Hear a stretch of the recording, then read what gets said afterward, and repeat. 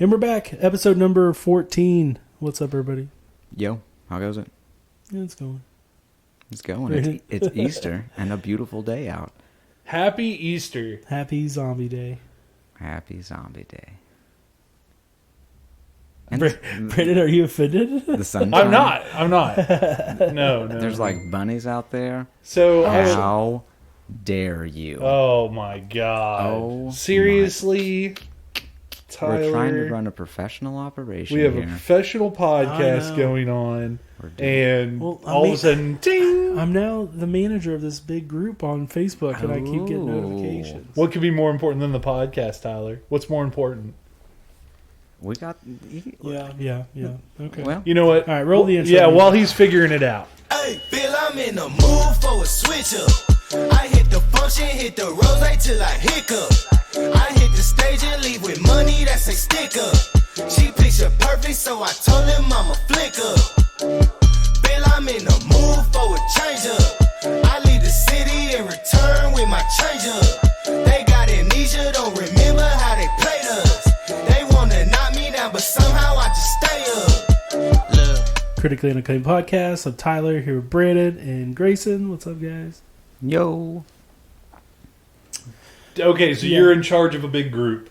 Yeah, so... Yeah, why don't you tell us about your big group that you're in charge of that's So, so important? Fancy new whatever. Whenever I woke up this morning, it's not a big group. I'm just like... It's huge. You got It's a big smile on group. your face. I hope You're amped about this. I think it could be pretty big. Basically what happened is I like fly fishing, right? So like one of these Facebook ads come up and it was like, hey, there's a chance to win this fly rod. And for people who don't know, fly rods are really expensive, and this was like an $800 fly rod you could win. And I pulled it up, and all you had to do was like give your name, your email, and then join this Facebook group. And the winner was going to be announced in the Facebook group on April 3rd at midnight. Or it wasn't even midnight. It was at noon on April 3rd. Right. Noon on April 3rd. Yeah, that was when you had to have your thing, and that's when they were going to announce it on that Facebook group. Well, I got on there, and like the thing is, like the group was really popular. Like people really liked it. Like people were always showing their fishing pics and stuff like that, and it was pretty cool. It was a pretty cool page to interact with. I interacted on there quite a little bit, probably more than I ever have in any group, really. And when it all come, I got up this morning, and really yesterday, people were starting to ask about like, hey, when are they doing the drawing? When are they doing the drawing? Right. And they never did it. And I made a post on there, and it was like, I think this is a scam, and like we need to talk to the admins, like go ahead and try to figure out like why haven't they posted it? Because my whole thing is, if it's a scam and it's got like 7,000 people in this group, like they're scamming a shitload of people. Right. I don't know the information they're getting with because you could have got phone numbers too, and there's no telling what they could do with that kind of information. Like they might scam a grandma out of like 10 grand or something. Right. Did you provide pitchforks or torches? Well, I was just I just showed who the admin was, and I just kind of pointed people in that direction. And there was a lot of other people who was really kind of like making posts similar to mine. And one of the guys did one, and he was like, he's like, we've been trying to reach out to people all day. He's like, they're not, saying anything. He's like, and he called me out, and he's like, you should create a group, and we should just all join it so we could keep the community alive. The community alive, but don't have to try to promote this company that's a scam, obviously. Tyrant overlord. And we did some research, and like the company says it's a fly shop out of Florida, and but it's all ran by people in the Philippines. Oh. So I'm pretty sure it's a scam. The whole thing. I think the storefront that's on Facebook's a scam. The group's a scam. They've been taking people's information. They're literally data mining. Yeah, that's they're doing. stealing people's info. So so I created this group, and it I don't know how many people's in it now, but everybody was joining, saying like that they were glad to get away from the scam artist over there at the other place. Yeah. And let's see how many members we got here. Power abhors a vacuum, so you gotta step in and fulfill that slow role. Down. We were at 28. I figured we'd have more by now, but we've only got to like 30. So well, just start advertising in there. They'll start coming. But there's a lot of people who keep in the other group who keeps calling it out. I think that we'll get people eventually, because I posted it all over that other group. I think they'll eventually come in. So right, people it's called probably Everything just don't Fly realize. Fishing Group on. Are you plugging the thing Yeah, right now? If you like fly fishing, check out my Everything Fly Fishing group on Facebook. I mean, you guys won't check out the podcast stuff, so I don't know why I think you would ever join this, but hey, who knows? There may be some people that are listening to our podcast right now. It's like, thank God you guys did the fishing episode, and I've been waiting. I've been waiting for my time to strike. Put me in, Coach. It's my turn. But yeah, so so now I'm just running this this soon-to-be massive fly fishing group on Facebook. Well, that's awesome, man. But I keep getting messages. A lot of people in there are messaging me and posting. It's 30 really active members. Yeah. That's awesome, though. Engagement's the key. It's cool. Yeah, it's cool. It's fun. I didn't wake up this morning thinking I was going to start a Facebook group. I can tell you that much. But, sometimes... It's the right place and the right time. You just got to do the right thing, and that was the right thing. Speaking of giveaways, last week we talked about we were going to do a giveaway. We were going to do $100. We were going to do a Cash App $100 give if we could get 100 new subscribers on Podbean and 100 comments and 100 likes on and a we particular just barely post. missed it. We missed it. We did miss it though. So by guys, like 70 people. This was not a scam. We were 100% like ready to do this, and we'll try to do it again. Not this week, but in a later podcast. But we didn't quite make it to the threshold that constituted the contest. Just barely. I apologize for all of you great viewers and people that liked and are listening today just to see if you won. We'll have to go back and try to the drawing board. I think the best thing to do, and I hate to, would be tell your friends. I was getting ready to say, like, don't be upset at us that we didn't reach there, because I watched the Facebook and nobody shares anything. So if you guys would share our stuff, that would be really great. We did everything we could do. Yeah. Like, listen, and subscribe. Yeah, It's all on you at this point. Yeah, no, I've washed my hands of this. Right, exactly. We're putting out premium content. 100%. are you Like, not entertained? I just wanted a little word of mouth advertising. Right. It's what they had before commercials. Yep. It's worth it. But we'll do something when we get the 100 follower mark. We're still going to do something. So Popping some bottles. try to get up in there. If you're a follower on Podbean, you'll be you might get something. You know. Yeah, and I apologize. Definitely check us out on Podbean, Spotify, Amazon. YouTube's been a little sketchy lately, so like in uploading our videos. So it's because we don't do a video. It's because we try to just do like an audio thing, and I don't think that they're super set up for wanting to do that. I don't know. Yeah, it doesn't mesh particularly well. So if you're trying to figure out why it is the last 2 weeks we haven't had a YouTube, just listen on Podbean, listen on Spotify, listen literally anywhere that you can hear a podcast except for Apple Podcast, because fuck Apple. I guess I don't know why we haven't. It's a thing. It's kind of an ordeal. It's I think it's in review. Yeah, and they just haven't got back to us. So but until then. Well, once we figure it out, we'll let you know. Anything else go on this week? Any fly fishing related things? No or fly anything? fishing Okay. related, but I did sell all my comic books and collectibles. What? I'm no longer a nerd. Well, I'm just like a little bit of a nerd, but I'm not like a huge nerd like I was.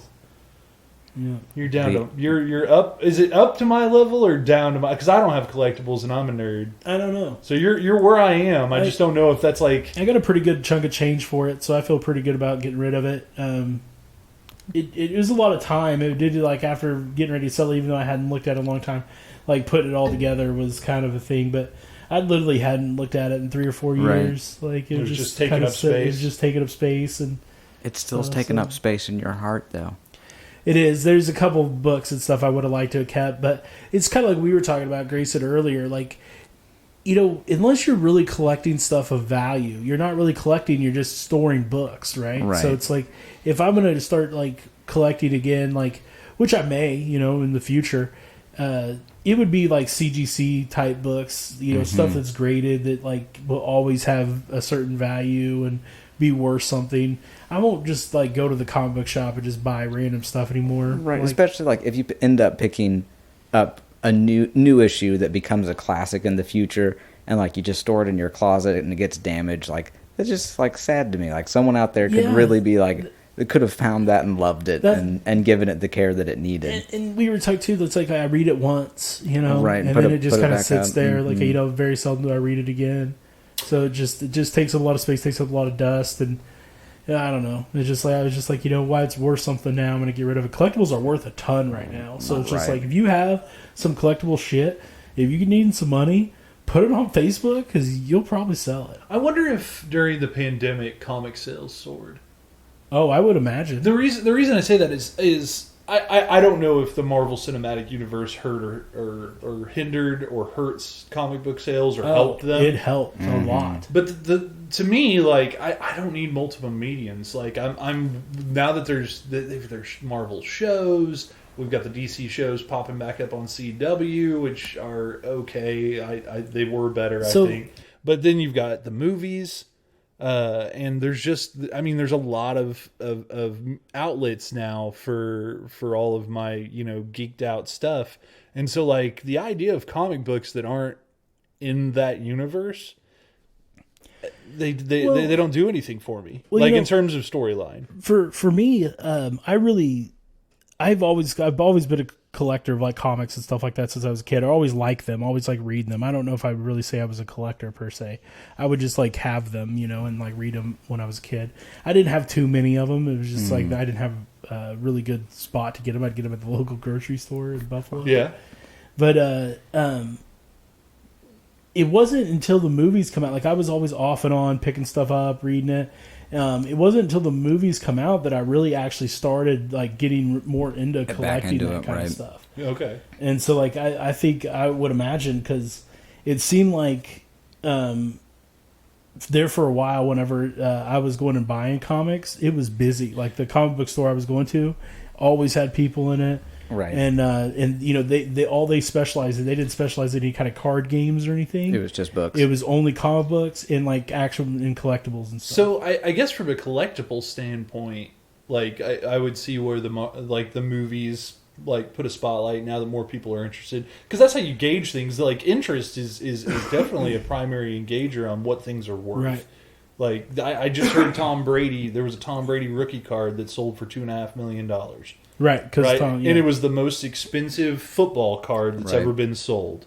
And obviously, if Tom Brady wasn't a household name across the United States, So that's funny. Yeah. then maybe that would be, if football wasn't the most popular sport. Tyler and I were talking about that earlier because he had the Battle World issues, and like I think that's part of the future of the MCU. So in like 7 to 10 years, they're gonna do that story. Yeah, and they're a probably movie gonna be worth and like and those $50 a piece. Yeah, or something. those issues in particular are Yeah. gonna skyrocket in value. So the reason I say that is even if you're one of those, and we're not, but if you're one of those that like Tom Brady's the GOAT, right? He's the greatest of all time. He wasn't the GOAT 10 years ago, right? Like Joe Montana, like was arguably, I think arguably the GOAT. I think Tom Brady's probably surpassed him, but that's not where I'm going with this. The reason is we weren't selling Joe Montana rookie cards for $2.5 million. Well, stuff just inherently goes up in value. It's just like anything of that kind has went up, like Pokemon cards, Magic the Gathering cards. The collectible market during the Joe Montana years wasn't a multi-billion No, dollar. and- It was probably a multi-million-dollar market, Also, but not multi-billion. The 80s wasn't so bad, so the Joe Montana rookies wouldn't be so bad, but in the 90s, they really mass-produced everything. So it really bottomed out the clay, and it kind of gave everything kind of a bad rap. But they revamped how they did it, and they actually, like, stuff is, limited produced. Like, they have variant covers on comic books that will only be, like, one of 1,000 or something. Right. As a 90s kid, because you were a 90s kid, we're all 90s kids, comic book collection and card collection was like, that was big time. Like people did, like everybody did it. It ended with. Do you guys remember Beanie Babies? Yes, That's what ended it. It's like pop. people. It literally went, and I think there's a documentary that talks about this. Beanie Babies, because eBay was coming around this time, right? 100%. And they were buying them on eBay. One day, the one Beanie Baby was going for thousands of dollars, and then within the next week, it wasn't worth $100. Right. Yeah. Because they literally mass produced them so much that they were just like not rare anymore. Mm-hmm. And so people were investing oh, I'm going to spend $2,500 on this Beanie Baby, only to find out that they just reproduced them. Right. And now they're no longer like a limited, and it's not worth your money at all. Definitely a volatile market for those Beanie Babies. And that just kind of had an effect, a ripple down effect to all the collectible markets. I wonder how much cards. like a Tickle Me Elmo. You remember when Tickle Me Elmo was like a big deal? Like everybody was like paying like $700 because they'd only sold made out. so many and they ran out. I'm wondering, not because They're obviously worth Tickle Me Elmo is been mass produced since then. You can go to Walmart and probably pick one up. No, if But you the have an original- if you have one original in the box, it's probably still worth some money, and the probably more than what you gave for it, because I know they were going for like double. Yeah. Like I remember they were going for like $1,000 back. People were trying to get it for their kids for Christmas. Like it was like the hottest toy gift or something like that. It's kind of like Furbies were one year. It was Furbies. Nintendo Switches. I think Yeah. they may still be. You may have to be given like in PlayStation 5s. Is that the big one now? Yeah. You're paying like $700-800 for a $400 You thing. could get them in store. You just have to work at it. Like you Yeah. can't. I probably couldn't go down to the store right now and pick up a Nintendo. thing- You gotta the be thing there about- when they get dropped off. You have to be there at the right place, right time. I could order one and wait a couple weeks, maybe a month or so, but I'd get one eventually. The thing about Tickle Me Elmo is that the craze came right before Christmas, and every kid wanted a Tickle Me Elmo for Christmas. Well, toys- and basically they came out and they said, we can't produce any more of these before Right. Christmas. So Yeah. whatever's in the market, that's what's in the market, and everybody lost their shit, right? They're Yeah, like, and then who's they got 'em? mass produce them. Yeah. But there's still there's probably still worth some money, because the issue is with toys, and people are finding this out. Like a lot of the '90s toys is condition, Yeah. the people just like destroyed them. So like if you have like one of the big ones was the Ghostbuster stuff. Yeah. And the G.I. Joe stuff, which I think that's kind of 80s. Yeah. But like, late it 80s, just- early 90s. It just don't exist because it's all been like, floated around in like people's pools until it's all bleached out. And Right. Yeah. it's all like, because I I know mean- the big thing, the G.I. Joe like Air Force carrier thing, that thing's like $40,000 or some shit. That's Like, insane. it's so expensive. I had you remember the battle cruiser, the giant thing that had the Gatling gun of rockets that Oh, would yeah. shoot? Yeah. I had that, and like I looked at it like new in box, like you can $1,200. Oh, yeah. it does. Like some of my old Lego sets. Like I was really into like medieval Legos and the space Legos. Some of those like medieval Legos are going, because I checked it out because my daughter's getting to that age where Yeah. she's okay with building Legos, and I was like, well, if we're gonna build Legos, we're gonna build Dad's Legos. So I went and I was like, I want one of these castles that I had back in the day. Good luck. Yeah, $700. Yeah. Like it's like No, holy you're crap. like, but even buying a new one's like $50 or $60. gonna Like say, Legos. so fucking there's expensive. Yeah, actually- Legos have always been expensive. Yeah. That castle, I remember that castle. I got it for Christmas. It was $120 when my mom paid for There's it, an agree- and that was 20 years Right. or 23 years ago. So. There's an agreed upon price per pound of Lego. Like I think it's like $7 or $8 is. Oh, that's like market value. If you just have a bins Just and bins loose of Lego. loose Lego, it's around $7 or $8. Man, I wish I That's had crazy. some of And that. depending on like the era, like if you have some of that original castle stuff, original pirate ship stuff, Worth more? worth way more. That's And crazy. if you have the complete sets too, I had when I was I had the first edition Teenage Mutant Ninja Turtles action figures. I had the complete first series, Yeah. Wow. and I still got them somewhere. I have all the Ninja Turtles. I have those in my room. I But you saved those. but you played with them. They're not in the box. they're unopened, but I still have like on my Ninja Turtles. They still have all their belts and most of Yeah. their weapons, and which is kind of crazy that So- I have it. But So I'm gonna say this, and it's gonna sound silly, but because adult me is probably gonna be kicking myself, but the child at heart. Even if I had the foresight to know that those Lego sets or those Still- Ninja Turtles, still I playing still with would have those fucking motherfuckers. opened those things Yeah. and played with them every damn Absolutely. day because I Transformers, loved them. Like I love that shit. yeah, I had a few I don't remember any of them And now because I love trans. I'd always fuck up putting the Right. stickers on stuff. You Like, could did you guys ever change do them. that? Game of Thrones had nothing on the epic battles that I had with my medieval Oh, Legos dude. because I had my parents were Okay. really cool, and I'm sure that I had somewhere between $800 to $1,000 in retail, medieval, and I had battle. I mean, I had 150 armed men. I think one of the reasons I still have a lot of the Ninja Turtle stuff is because I love the Ninja Turtles. I was a big fan of the cartoon, like everybody was, Cowabunga. But I didn't really like those as action figures as much. You know what my favorite action figure was? What's that? Do you remember the little like 3.5-inch GI Joes? Yes. That would they were like all opposable. They had like 20 points of articulation. To me, that's what a GI Joe is. They would fit in any vehicle. Yes. So like I could get those in Tonka trucks. I could get those in like little Fisher Price boats. Yeah. And like so I could literally have I only had like 30 or 40 of those, and they were fucking awesome. Like I played with them probably more than any of my other toys that I had. And it was mainly because I could just do so much with them. Like they would, like I said, I would put them in remote control cars and then drive them around and shit. Yeah, awesome. Yep. Storm Shadow. I had and Snake Eyes. Yeah, Snake Eyes and Storm Shadow. And they were always buddies. They were the lead. I never played like they were against each other. Yeah, and Cobra.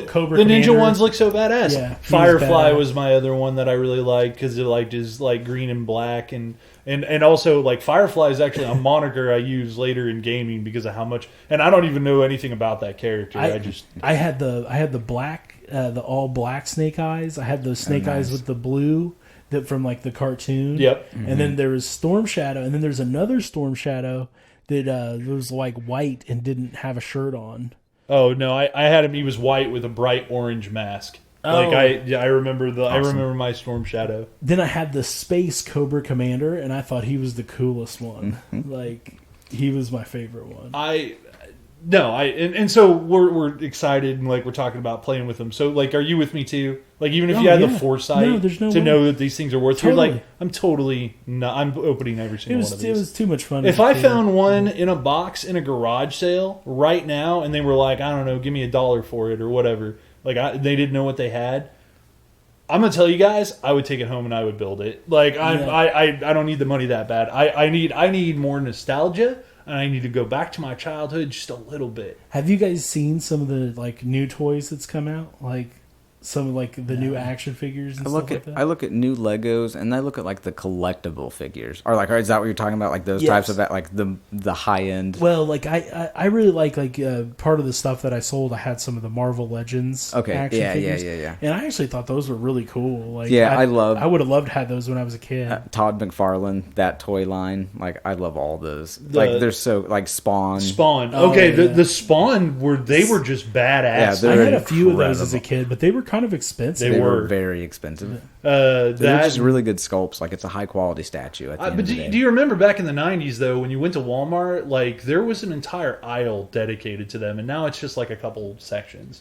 Like that was big. It's not the same anymore because we're doing more electronic now. In Walmart toys too, a lot of the action figures are like WWE action figures. It's really weird. They do have like Avenger stuff. That's obviously really popular, but that's not what's taking up the shelf stuff space. like that. And you can get the Marvel Legends at Walmart. They actually had some exclusives, and I actually bought some and held on to them for a year and like flipped them for like double. I think I maybe got triple out of one of them. I think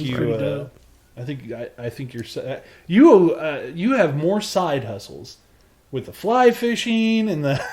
This podcast, and you're buying and selling shit. I like doing stuff that I find interesting, and like life is about the side hustle. And it's and with the action figure things, it's kind of a way to justify like, hey, I'm going to take this like little kid toy, but I'm going to buy this. I'm going to justify it by thinking that I can make some money on it. Yeah. Which in the long run, I honestly think I did pretty good on all of my purchases. Especially if you get lucky and get some of the characters that are harder to find, like you can, because like they always have those build a set or build a figure in versions, and then there's always like one that's really hard to find. So if you find that one rare one that has like the final piece. So they had this Agent Venom. That was a Marvel Legends. I know what you're talking about. And it was a Walgreens exclusive. Yep. And I would just go up there every week and buy it and then wait a week and then put it all there and then double my money, go back, get the other one. They'd only put out like one or two a week. I had this little Walgreens close to where I lived.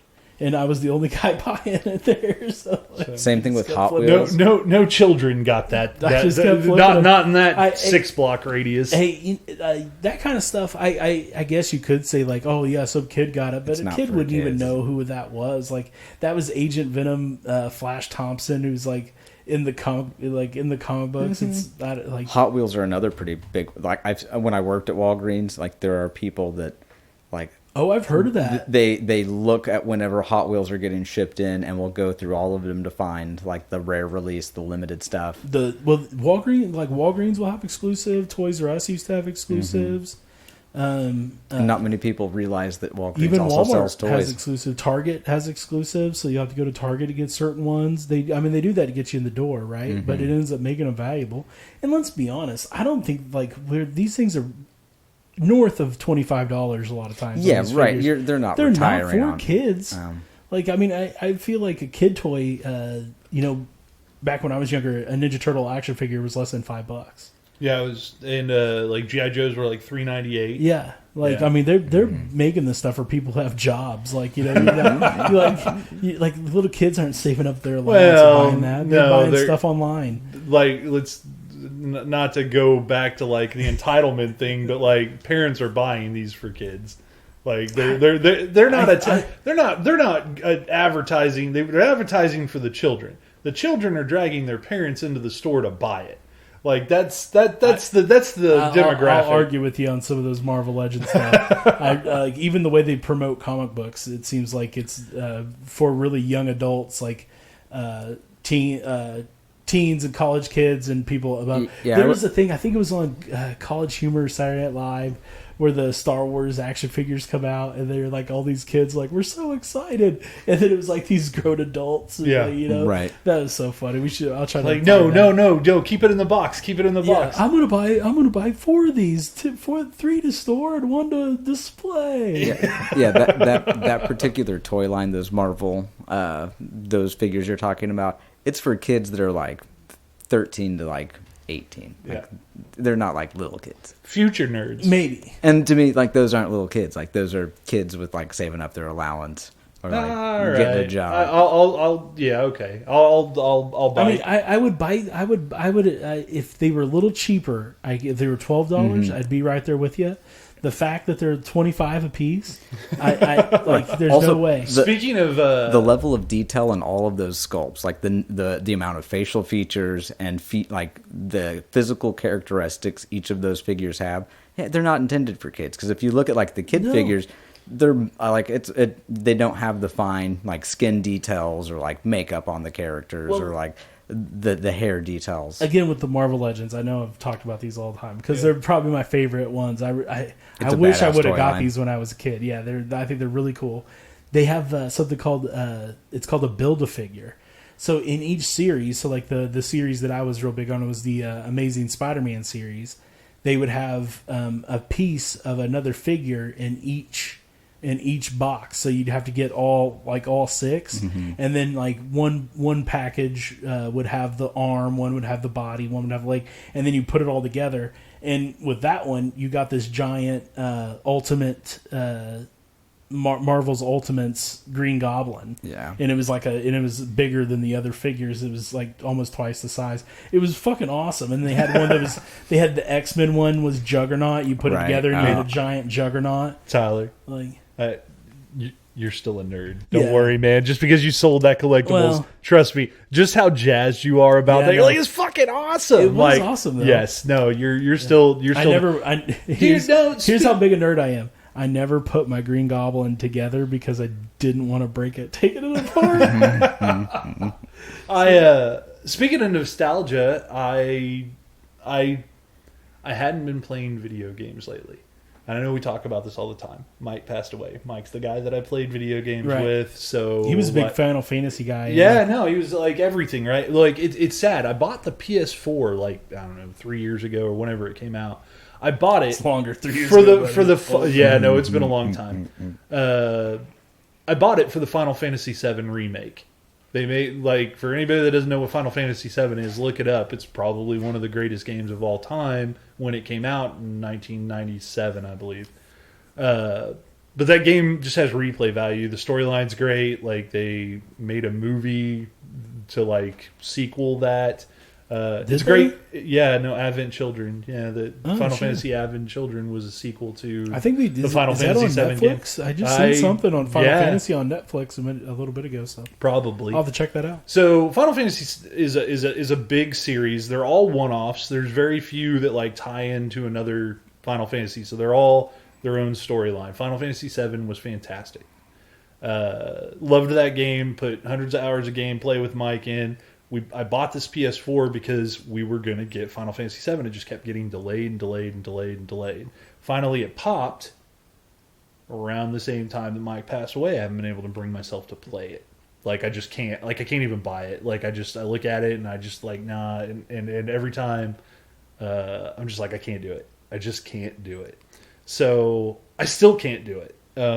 I downloaded it. It's free on PlayStation Plus. So I went ahead and downloaded it. I still haven't played it. But I did have an itch to play a video game.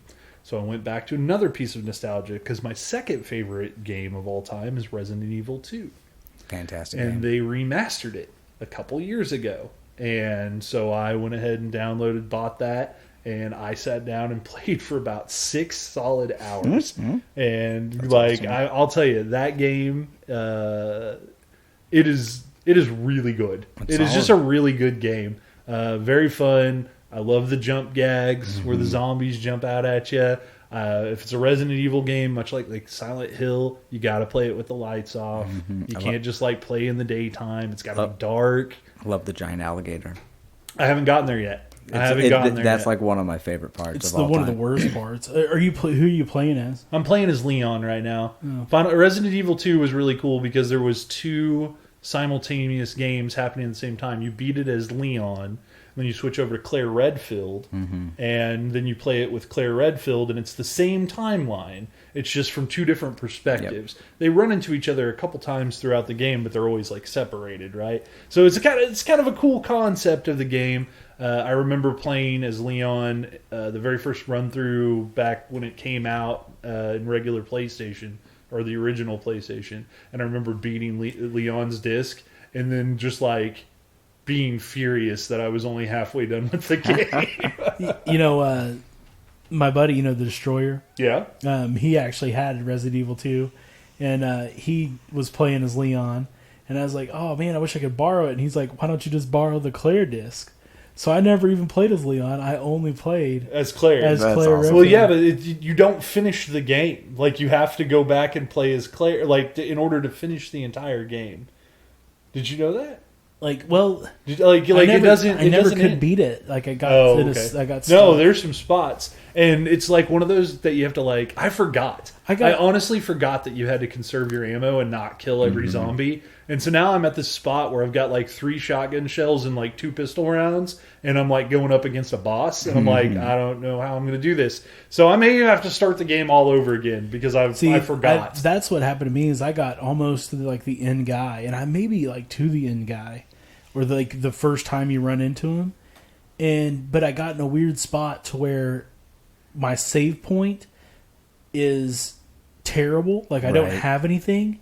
And I can't make my way back to get stuff, right? Because it's too like I don't have enough stuff to go back because the stuff just respawn. So like all the liquors and stuff are there. There's one spot. There's like 4 or 5 liquors down this one hallway. The game beat you.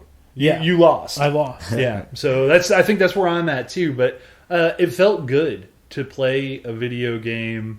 I know this is not a normal podcast, but I say normal like we have a normal podcast. We don't. But it did feel good to play a video game. It felt good. It just like we launched that episode for the 2018 episode with Mike, and I was like, I'm going to get over it. It's been a year. I'm going to sit down. I'm going to play some video games. And it's the first time that I sat down, other than like playing games on my phone. Like I just haven't played on a console and I feel liberated, man. Like I do. Like I'm very close to opening up Final Fantasy VII Remake and they going through remastered it. Resident Evil 3 as well. I know, but really I liked never liked that game. See, I liked the third one more than the second one. I only played the second one. I never played any I other. liked Nemesis quite a bit. I played the first. They did Resident Evil director's cut. The first one was fun. Like it was a trendsetter. In the mansion, and then I played the second one. I played the third one. The third one came out with another game called Dino Crisis. That was like the same games. same engine, right? Right. 1 and 2 were great. Yeah. So I played when I played 3. And I think I rented them at the same time because this is the world of like Family Video, Blockbuster, and like Movie Gallery is probably where I rented them. But I think I rented them at the same time, and I played Resident Evil 3 for a little bit, turned on Dino Crisis, beat Dino Crisis. Was like, nope, I'm playing this now. And I never went back to Resident Evil 3. The first Dino Crisis game was so fun because it was like that suspenseful horror movie where like you were lurking around a warehouse, but then there's also Velociraptors. Instead of zombie though, you got a giant ass T-Rex coming through a window. It's fucking great. It's really good. The second one's a lot of fun. Jurassic Park you with get submachine guns. Yeah, you get transported to an island. What games did you play as kids? Like, I only got a few. Like, I could tell you, I had an NES, like a regular Nintendo system. My big game on that was obviously Super Mario, Ninja Gaiden. Oh wow! And then the Teenage Mutant Ninja Turtles. So regular Nintendo, I would say the biggest game from regular Nintendo that I loved was Mario 3. The third Mario Brothers. All the Marios. The second one was kind of an acid trip. Like, but I actually played the first one more than all of them. No, I didn't have the third one. My cousin did, and I would just borrow it. And you're talking about original NES Mario. Yeah. Got it. And then the what about on Super? Well, hold on. The second game that, and by the way, I never had a Super Nintendo. I was a Sega guy. But the second game was Techno Super Bowl. I never played it. Yeah, Tecmo Super Bowl, like little 8-bit, where like Bo Jackson, you can just run around the whole field. On the NES, I really liked Duck Hunt and this game called Chiller. Did you ever play Chiller, which was a light gun game? No. You're like at a graveyard and like shooting zombies and like different. It was an interesting little game. Never played that at all. The one I got into. That sounds awesome though. Yeah. The one I got into later was the actual like Final Fantasy, like the very first one on NES. Yeah. I really and like Super I dig Nintendo. those. Like I loved all like the Mario games were awesome. The X-Men games on the Super Nintendo were really good. I don't remember. They were like the side-scrolling like Street Fighter style games. There were a couple Batman games on. So I never owned Nintendo. a Super Nintendo, but we rented it every once in a while. Right. And the game that I loved to rent with it was Teenage Mutant Ninja Turtles Arcade. Yep. And it was like where you could fight. It was like almost like a Mortal Kombat mode where you could pick like Ninja Turtles to fight with. That was the shit, man. Right. And then obviously Zelda. N64. Zelda's solid. For Sega, the only games that I really remember playing like religiously on Sega was Sonic 2, and then Sonic and Knuckles, where you could like plug it in and play Knuckles. I had the Sonic 32X. And then I really liked. There was a Spider-Man game called Spider-Man Maximum Carnage, where you could play as I played Spider-Man, that on Super and Nintendo. then you could switch over and play as Venom. Actually, I still have that cartridge. I've heard a lot about that game. I heard it was a lot of fun. It was a lot of fun. Now, did you guys go to PlayStation after the Super, or did you go to Dreamcast? I didn't. Nintendo 64 is where I played a lot of 64 at a buddy's house. Like there was a Zelda 64 game, Ocarina of Time. Yeah, which is Majora's that's Mask. considered like the best Zelda game of all time. I really liked that. And then GoldenEye. In Perfect Dark. Yep. Perfect Dark and GoldenEye, which were the same, basically the same engine. Same engine. Unreal Tournament engine. Perfect Dark was more refined. Like they fixed a lot of the bugs from GoldenEye. I just remember like never getting to pick. Like I wanted to be Odd Job, and like you could never be Odd Job because he's too short. Right. Yeah. Not unless there was DK mode where you had a giant Everybody head. had a big head. It was that shit was fun. No, I loved the Turok games on Nintendo 64. It was like you fight like dinosaur and dinosaur monsters and aliens, like lots of fun. I played all the Resident Evil games on Nintendo 64. There was a lull in between there between Sega and PlayStation. Oh no, and then Madden 95. I played a shitload of Madden 95. I played Game Day 96 on PlayStation. Was that the other football game that didn't make it? And I was a big game day guy. Game gay guy? Yeah, day. Game day guy. I would always get the game days. Like I had Game Day 96, I had Game Day 98, and then I want to say I had Game Day 2000. It's funny the things that you remember when you're playing those games too, because like I remember in Madden 95 there was a code you could put in, and it would put in the Panthers and the Jaguars, which was like a brand new franchise that came in the next year. Like they put it in there, and so like that was cool. They were terrible teams. Like they put them super weak. One of the things I liked about those game days is I could create every player on the team. So I would like literally just create all my friends, and then and then I would be the running back. Like you'd be like 6'7". Yeah. And I was like, it's like 6'7", like had 99 speed, 99 this. Like I would literally like rush for like 400 yards every game and like 4 touchdowns. That's what is your what were you saying, Grayson? You had, was it 32X or Dream? Did you have Dreamcast? Nintendo 64. Nintendo 64. I had the 32X on the Sega. My cousin had. You guys remember Sega CD? That was like a weird, like you attached your Sega to it. Yeah, my cousin had. Is that like a Sega Saturn? Is that no, that was something completely different. It was right before the Saturn. They had the Sega CD. Yeah, and it would slide in like the 32X, and it would give you 32-bit instead of 16. Yeah, and then you play these little mini discs on it. If people I'm not don't, mistaken. yes, and people don't. You know, people Stuff's worth a lot of money. People not understand. I have that Sega, and it's in a box in storage somewhere, and I have a regular Nintendo too. So when I was up at Entertain Mart, they had it for sale up there for $120. A regular Sega, a 3D, the thing that the Sega 32X, the 32X. Yep. Oh, that was $120. $120. How much is just the regular Sega? They only had that one. Oh, really? Yeah, you can go to like a vintage stock. I have both somewhere. Vintage stock sells them for like $150 a piece. I'm gonna confess something, and he knows this. I've told him several times. I haven't never dug it out. But the 32X is actually my buddy Robert's. He was my neighbor, and he loaned it to me. But he got a new, like he got a Dreamcast or one of the no, I think it was an Xbox, and I still had the Sega, and so I was like, hey, can I use your 32X? And he's like, yeah. Well, then I ended up getting an Xbox and like all that kind of stuff, and so I think it was a PlayStation or 64 or something. So neither one of us really cared about it, and it just kind of got lost in the shuffle of things, and it never got returned. Yeah, lost for you, but lost in your closet. You know what's funny is Marcus had it, my little brother, and like 4 or 5 years later, so I know it was around because he was playing on it, but I don't know where it is now. So then we go to the original PlayStation. But shout out Robert. Yeah, the original PlayStation, I already talked about my 2 games, Final Fantasy VII and Resident Evil. There was also a Command and Conquer console game that I was huge. I love real-time strategies. Regular PlayStation, I played Tomb Raider, the original one. Classic. I played, that was awesome. It was one of my favorite games. I also played a lot of the football games that we were talking about. Siphon Filter. Siphon Filter 2. Oh, those were great. Metal Gear Solid. I never played those. 100%. Oh my gosh, Metal Gear Solid was... Never played those. I actually still have Metal Gear Solid. So I borrowed a friend's PlayStation for a month because he got grounded. So like his parents were like, okay, you can have this for a month. And so Metal Gear Solid was one of the games.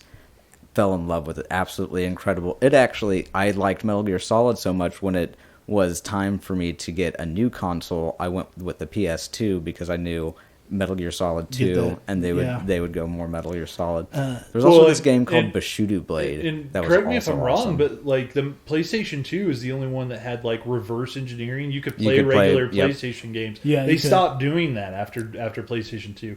Also, PlayStation 2 had a lot of problems. No, you could play regular Xbox games on 360. Yeah, no. I just mean for PlayStation. Oh, for PlayStation. PS3 couldn't play PS2 or play PS1 games. PS3 could play some PS2 games. It couldn't play PS1 games. Okay. Which Twisted Metal. I love Twisted Metal too. I forgot all about the PlayStation 3. Like I'm just like I had a PlayStation 3. I had a PlayStation 2. I'm a Sony fanboy, so I had a PlayStation 2, PlayStation 3, PlayStation 4. And I have a PlayStation 4 now. I actually didn't get... by default. I skipped a step because I never had an original Xbox. I never had a PlayStation 2. I bought a PlayStation 3 later in life so we could play like a bunch of... what the hell am I even thinking of? Call of Duty, like Black Ops 2 and stuff. My cousin sold me a PlayStation 2 whenever I was broke and living back at home and I didn't have nothing to do or didn't have a DVD player. And he's like... He just bought like a 360 and I think it was a PlayStation 3 and a 360, and I was like, "Oh, what do you do with that?" He's like, "Oh, $50." So I bought it. Yeah, I got an original PlayStation 2, and I played it all the way up until many years after the PS3 came out, and I played the PS2 until it stopped and caught on fire. Okay, so it's funny that you say that. It was like 10 almost 15 years old. Mike went through 4 PS2s. They had this red ring of death. It was like a known issue. Xbox. The original Xboxes had that too. You're talking about the Xbox with the red ring of death. Okay, so what am I talking about with PlayStation? Maybe PlayStation just stopped working, but PlayStation 2 the PlayStation has a 3 real might have bad had knock on it. I had the. He ended up trading it for an Xbox. Finally, Best Buy's like, just take an Xbox. I had an Xbox, and I went through 2 of those because I had 2 red rings of death on them. That was and the first one did that, and I thought it was hit by lightning. And it pissed me off because I went and bought one thinking I could return the other one. Right. And I didn't realize that they were serial coded to the box, so that they told me I couldn't return it. So Dude, you've said a lot of things on this podcast this week. Like, they're just like stealing 32Xs and buying things and flipping them, and then... What is wrong? Nothing wrong with flipping things. I get the fucking stick out of your ass. Like, you trying to make me be a bad guy? What? Didn't you just say that you bought one to try to return the one that was not working? Yeah, because I just got you didn't realize it. That's a scam. I got it in Christmas, and it stopped working. Or no, I think it was just like I had it for a year. It just was right out of its warranty. And this is a blender from November. I didn't have any of the boxes, anything like that, and so I was like, I don't know, it's like 16. I was just like, I'll just try to do this, try to return it. That's fair. And it didn't work. What did you do? Like, when the guy was like, "This isn't the one that came in this box." I was just like, "This is fucking horseshit." I was like, you didn't cop up to it, right? I bought it in Buffalo, and they're like, "Well, I don't know. You may have to take it back to Buffalo." And I was like, "Yeah, I guess I will," because I was in Lebanon at the time when I tried to take it back. Oh, that's nice. You got to go to another store. Yeah. No, that's fair. They weren't going to say anything. Yeah.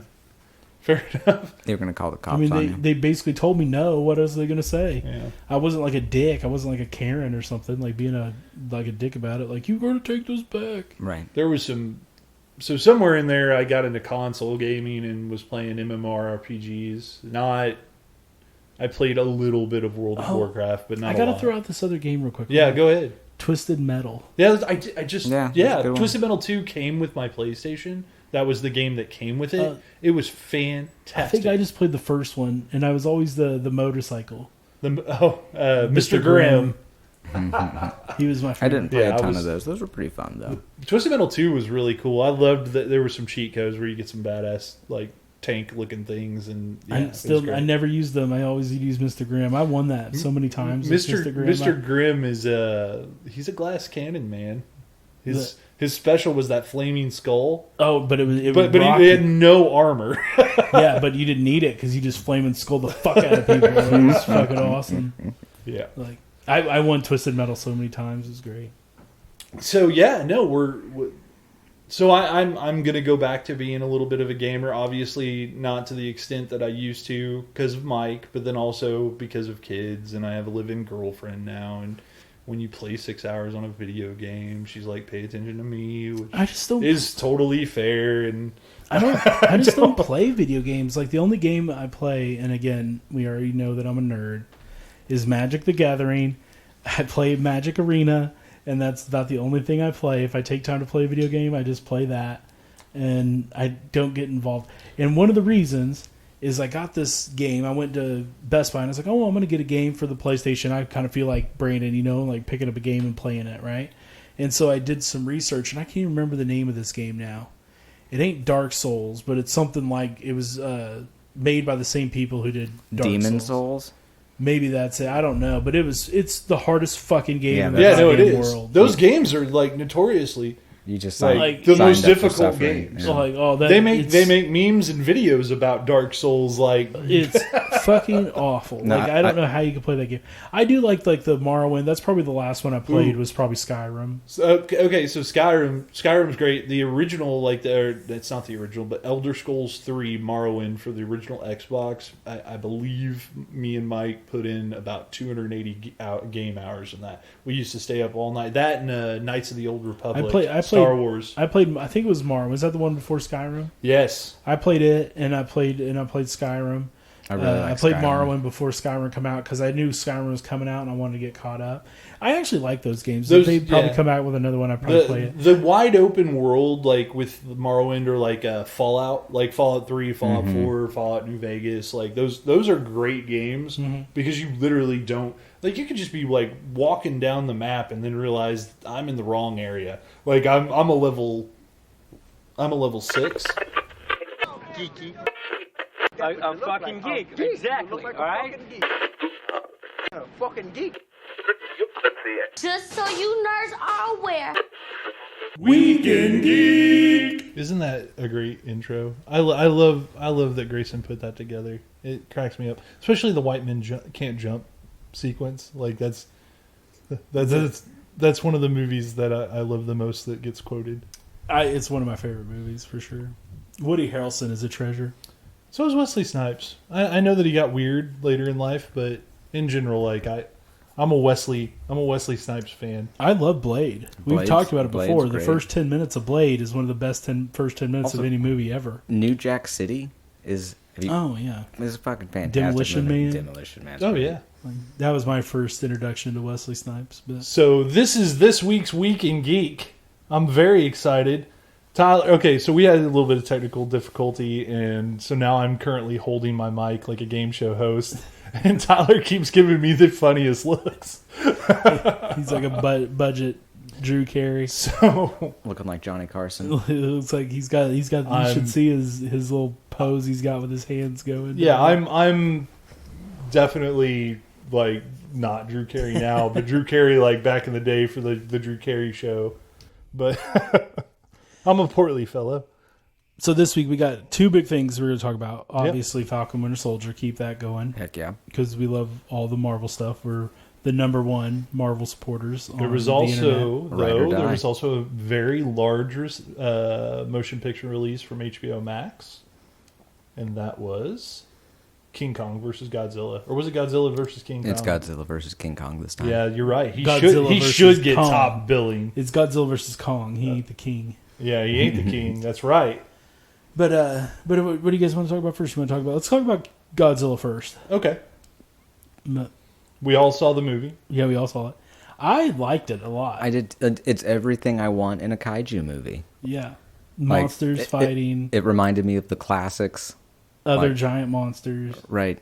The just really epic CGI, plausible fights. Everything looked great. The humans got in the way sometimes. I know Brandon didn't like the humans.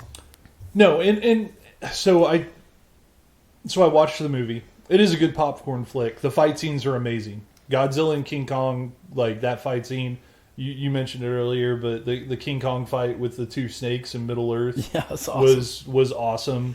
The CGI in the end fight with Mechagodzilla was fantastic. That was great. Everything else about that movie was not. I didn't hate it. I thought it was okay. I thought it helped drive the storyline. Even the characters that they came back, like Millie Bobby Brown and her dad, and then I'm trying to think of all the other transplants from other movies that made it into this. That was the only one. Either way, I didn't. It wasn't interesting. From the character development was not interesting. There was nobody from the original Skull Island. There was nobody from the original Godzilla, and they only had the Millie Bobby Brown and her dad from was it King of the Monsters? Yeah, and that's what to me the people aren't interesting. It's the organization. Monarch was really interesting. Is it Axis? Apex. That was way more interesting as an institution. I didn't care about the CEO of Apex and his weird little mission. Just what the company is doing in general, or his daughter. right? There was a throwaway line that the woman that was with him was his daughter. And that she'll succeed. And when she died, I didn't care. Like, I wasn't like... Nobody cared. Like, when the villain dies, you're supposed to be like, fuck yeah, I get what's coming to you. But I didn't care. I didn't care if she he was died. the villain, though. Because that wasn't really the villain. The villain was Mechagodzilla. And not even like Mechagodzilla. It's the brain of Ghidorah. That's the bad guy. Yeah. So, and the fact that Godzilla can sense Ghidorah's presence and he don't like it. Yeah, no. Why would he? After the last time, he's like that was a headache. So right, that was bad. It was a good popcorn flick. I'll probably watch it again, but I could almost fast forward through all of the dialogue that doesn't have monsters in it. Like that's where I'm at with that. I liked the Millie Bobby Brown character. I like Paperboy, the that podcast sequence. guy. That was interesting because they were doing something. They were going through that facility, and like there was hijinks to be had. Whereas everybody else was like, "We're just here to make sure Kong gets to where he's going." Yeah, we're just trying to help him out. Yeah, we're just shepherding him along. And so humans would have to do like the what's his name, Eric from True Blood. Alexander Skarsgård. Skarsgård, yeah, he had to help Kong at one time, and then they at the end the humans had to help give him a defibrillator. Godzilla, and so they were kind of there to help a little bit. Hey, so just so we're clear, as a big Godzilla fan in the room, who won that fight between King Kong and Godzilla? Who was that? I would say King Kong won the first one, and then the second one was a draw. No. First of all, the first one was on a bunch of like aircraft carriers, and King Kong definitely lost that one. But that was a little unfair. He was fighting on Godzilla's territory. He was fighting on the sea. So I think that King Kong won that one because Godzilla ran away, and King Kong got to lay down on the boat and float back along. When you play possum and pretend like you're dead, and then Godzilla goes, "Okay, I guess I won," and leaves, that is not winning. That is not a win. He beat them to the point where they were like, pretend you're dead. Kong and Godzilla had three Get big in the fetal fights. position.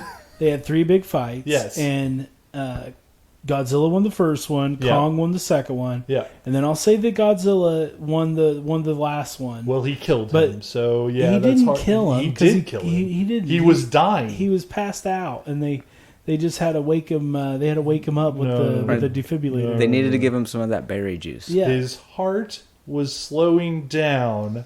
He's dying. He was like the exact words that the humans I didn't care about said. He was going to sleep. He was going to take a nap. He was really tired. He was dead. But but they jump started him back up. And then let's be honest, if it wasn't for Kong, Godzilla would have been Mechagodzilla was OP, man. Like the whole time they were like fucking around trying to defib King Kong because he got his ass whooped by Godzilla, and that's asked answered in a fact. Godzilla's getting thrown through buildings. Right. I mean, just straight up getting ghetto bopped. Like he's getting his head just rammed through skyscrapers. He was getting ready to get KO'd until Kong jumped on the old boy's back. Yes. But, so Kong, like a good sidekick should. Kong took out the reigning champion Mechagodzilla. Yeah, so Kong has the belt, right? Right. No. So I think Kong has the belt right now. Yeah. So anyway, my favorite part of the movie though is Kong's axe. Dude, I just think that's so fucking badass. Sweet, and the whole storyline behind it, and like had there was like a war between the Godzillas and the Kongs back in the day, like a tribe of each and a pack of giant lizards. I really want to see that. That'd be fucking sick. That would be awesome. I hope they make that fucking movie. Like 5 Godzillas fighting 5 Kongs. I would actually be okay with that because there is no humans in Middle Earth to ruin the movie. Now there were the Iwi people. Yeah, the Iwi people, right? They've been there since the whole time. Brandon likes them though because they don't talk very much. Yeah, they just fine. They just don't make stupid decisions and stuff like that. There was some goofy stuff in the movie, like the original Godzilla movies. There's some goofy stuff, but that's like the thing that got me source material is they have these like the spacecraft and stuff they used to get to the hollow core. The Earth was really cool, but then they get there and they're like, oh, all we have to do is just copy this energy mark, Right. which I'm pretty sure that Just take a picture of it and send it up top. They'll know wasn't what to that do. blue lights all through that cave they went through right at the opening of the tunnel, and it's like Right. if that's all they do, why they just do it right there? I don't Exactly. know. They had to go to the source. It didn't make any sense. I guess they had to go to the source of the power. How about there's this giant tech entity called Apex that had the skill craft to create a Mecha Godzilla, but somehow this random guy has infiltrated them, posted on the internet that he infiltrates them, and like talks about them all day on this podcast. What's his name? And Bernie? then, yes, and goes on to say, I am gonna like steal their shit a week before he goes to steal their shit. No, he's like And out in the parking lot podcasting, talking about how he's getting ready to go in there and steal the and shit. somehow they don't pick up on this. It's because he doesn't have any listeners like we do. I guess if I wanted to, I could get like, you know what, I'm going to go after my company and I'm going to steal their secrets. I guess. And I probably wouldn't. But well, Millie Bobby Brown listened, so Yeah. that's all that mattered. no, there's apparently there's lots of people that listen to this podcast, the Titan podcast, but I guess that's okay. We I don't can know. just That is one of the post giant crimes that we're about to commit against our global tech company, and no one's going to pick that shit up. Also, one of the funny things that they're flying in the ship trying to get out of there, out of the hollow core, out of Hollow Earth, and Kong's in the way, and she's like, "Shoot him! Get him out of the way!" And like that's gonna work. So he just like turns around, like, "Who's shooting me?" and just destroys their ship. Right. Like, I did love that I part. was like, "What the fuck was that all Like, about?" you could have just snuck right by yeah, just and go been around to fine. the motherfucker. You got this fancy fucking spaceship, like. I did love that he made eye contact with them too before he crushed he them. like to made death. sure that nobody in there who he liked. They're like he looked in there. anybody And he's cool like, in here? He's like, no stars in this movie. Crush. Right. No Alexander Skarsgård Yeah, on this Skarsgård one. ain't here. That little girl ain't here. I'll just go ahead and crush this. This is all good. But I don't know. I liked it. I thought it was good. I'm giving it a solid 4 stars. I would give it 4. 4 out of 5? Yeah, 4 out of 5. I'm going to give it 3 out of 5. Definitely critically unacclaimed, so it works. No, I will say that it is a movie that is right up our alley with the amount, like with our podcast. Yeah, I can already tell it's going to be one of those movies that I go back and watch. Oh, I can watch it handful of those anytime. scenes, Like, many times. While No, I'm working, you put it on while you're working or while you're doing something else, and it's just like, oh, I'm going to watch this kaiju fight, and then like you can, when they get to Hollow Earth and you get to see Kong fight the snake people or the snake flying snake and things. you can be like, man, I'm feeling kind of down today. I need to see Kong be a winner, and just watch those fights over and over again. Yeah, You would want to watch the 1974 King Kong versus Godzilla, because in this particular storyline, like in real life, Godzilla beats the hell out of King Kong beats him to death. Beats him to near death. Near death. He did not die. He was not dead. Kong saw the giant, like, monkey-sized light at the end of the tunnel, and they defibbed him and brought him back. He had a near-death experience at the hands of Godzilla. Gojira. It was, I don't know. Again, I liked it. I didn't hate it because I guess my expectations were kind of low. I think it was better than King of the Monsters. Maybe. No, I don't know that it was better than King of the Monsters. Maybe not. I don't know. It was better than the first Godzilla movie. 100%. And it was better than Skull Island, I think. I don't know. I really, really like Skull Island. I like Skull Island too, but I would say Skull Well, Island. of course you guys like Skull Island. Skull It's the Island's- only movie where King Kong wins. Skull Island's the top, and Well, then the 1974. then King of the Monsters, and then this one. Do you guys remember the Matthew Broderick Godzilla? That's a yes, terrible absolutely movie. I do. Oh, that wasn't going to go there. I was going to go with the it's Jack so Black good. King Kong. That's the only... That's also not a very good the one. Jack Black Not a King fan. Kong. That was Peter Jackson, I think. It was. Yeah. It most certainly was Peter Jackson. But the Matthew Broderick Godzilla doesn't get enough props. One, it has a badass soundtrack. Two, that was in the 90s. the humans actually. I soundtracks or actually care about the humans in that movie. I think like I care about almost all of the. They have funny scenes. You're in the wrong franchise if you're looking to care for people. Yeah, no, I'd rather see the fighting. If you're looking to care about people, go watch Pacific Rim. Pacific Rim's the kaiju. No, I know. I'm just Whatever happened? I'm glad you brought up Pacific Rim. What happened with them trying to connect those two universes? Are they still trying to do that? Pacific Rim and what? Godzilla? Godzilla. And I don't think that'll ever happen. That was something they were talking about. Like, these are the first kaiju That'd be cool. that they create the robots for. I did just see that. What are they called? The Jaegers? Yep. I did just see Netflix put up a Pacific Rim cartoon that's supposed to be like a continuation of the story.